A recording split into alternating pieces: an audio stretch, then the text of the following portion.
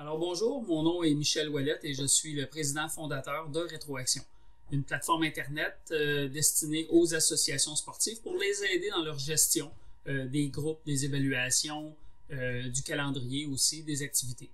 Alors je vais vous montrer aujourd'hui comment c'est simple, comment on peut utiliser la plateforme pour rapidement importer nos joueurs et créer nos groupes. La première étape consiste à importer vos joueurs dans la plateforme. Alors on se rend dans la section membres. Ici, vous pouvez voir que chaque joueur a son dossier. Vous pouvez aussi voir en haut que j'ai déjà importé 597 joueurs. C'est simple, vous avez différentes options.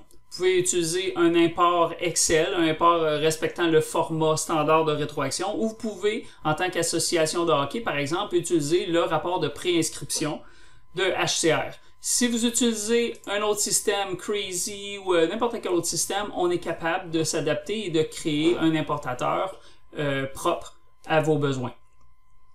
Vous pouvez importer, par exemple, le rapport de préinscription de HCR souvent. Fait que vous pouvez le faire si vos inscriptions continuent d'entrer. Vous faites juste réimporter le même fichier. Le système va synchroniser et mettre à jour l'information de vos joueurs. Alors, pour la démo d'aujourd'hui, on va se concentrer sur la catégorie M13, l'ancienne catégorie Pee-Wee. Si je veux savoir combien de joueurs Pee-Wee j'ai, je peux sélectionner à gauche sur la catégorie, choisir M13 Pee-Wee, et le système va me montrer la liste des joueurs correspondant à ce groupe d'âge. Ici, je peux voir que j'ai 85 joueurs. La prochaine étape, créer vos groupes. Alors, si on clique sur groupe à gauche, on reste encore dans la catégorie M13. On va devoir créer deux groupes de travail. Fait qu'on va appeler le premier groupe les joueurs M13. Ensuite, on va créer un autre groupe qu'on va appeler les gardiens M13. Voilà. Fait que j'ai créé mes deux groupes. Vous allez voir ici. Joueurs M13, gardiens M13. Ensuite, on va aller assigner des joueurs à ces deux groupes. Pour ajouter les joueurs dans les groupes, on va utiliser le lien en haut « Ajouter des membres ». Le système me demande dans quel groupe. On va dire dans les deux groupes. Suivant. Et ensuite, j'ai plusieurs options. Soit que je vais chercher des joueurs qui sont déjà dans un groupe, déjà dans une équipe, déjà dans un contexte d'évaluation ou dans le bassin qu'on a initialement importé. Fait que nous, on va aller chercher les joueurs dans le bassin. Fait que rechercher des membres. Le système sait que c'est des M13 qu'on va aller chercher. Suivant. Le système va me présenter les 85 membres dont on parlait tantôt. On va commencer avec les gardiens. Fait qu'on va dire dans le groupe gardien, c'est le profil de joueur gardien que je veux. On va filtrer sur la position gardien de but. J'en ai 8. On va dire au système, sélectionne ces 8-là, envoie-le dans ce groupe-là. Ensuite, pour les joueurs, on va choisir joueur. Maintenant, c'est un profil de joueur que je veux. On va enlever tout le reste, les positions. Il reste 77 membres. On va les prendre au complet, sélectionner. Il reste à faire sauvegarder. Et je viens déjà de créer les deux groupes de travail avec lesquels on va pouvoir créer maintenant nos groupes plus petits, mes groupes de 8, de 10, de 15 joueurs. À chaque fois que vous assignez des joueurs dans un groupe, le système vous demande si vous voulez avertir, informer ces personnes-là qui viennent de rejoindre un groupe en particulier. Présentement, on va dire non, je ne veux pas envoyer de notification à personne. Alors ici, on peut voir mon groupe de joueurs M13, 77 joueurs et j'ai 8 gardiens. À partir de là, je peux maintenant créer mes groupes que je vais inviter aux différentes activités de mon association. On va faire par exemple créer un groupe ici, on va l'appeler le groupe 1. Tout simplement, on va le dupliquer. On va se créer 3 groupes de travail. Groupe 2. Et ouais, le groupe 3. On vient de créer 3 groupes. Vous pouvez voir ici, 1, 2, 3. Maintenant, on va assigner, par exemple, des joueurs. Encore une fois, on va faire assigner des membres. On va dire dans le groupe 1, 2 et 3. Suivant. Le système me demande, encore une fois, où je veux aller chercher ces joueurs-là. On va aller chercher dans un groupe. C'est notre groupe de joueurs. Suivant. Là, vous pouvez voir, j'ai mes 3 groupes en haut, 1, 2, 3, et j'ai mes 77 membres. Fait qu'on pourrait décider de déplacer quelques joueurs comme ça dans mon premier groupe, je choisis mon deuxième, je peux cliquer sur les lignes aussi.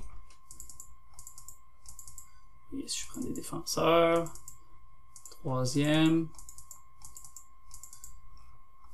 je peux sélectionner ici des joueurs à gauche, voilà, 9, 8 membres, on va tous les mettre à 9, ouais, 9 membres par exemple, on va essayer ça. Voilà, 9, 9, 9, parfait. Donc on vient d'assigner 9 joueurs. Encore une fois, on n'envoie pas de notification. Mais on est rendu avec 9 joueurs dans chaque. Fait qu'on a mis les joueurs. Maintenant, on va mettre les gardiens. On va faire ajouter des membres. Même chose, on va choisir nos 3 équipes. Sauf que le bassin, on va aller le chercher dans nos gardiens M13.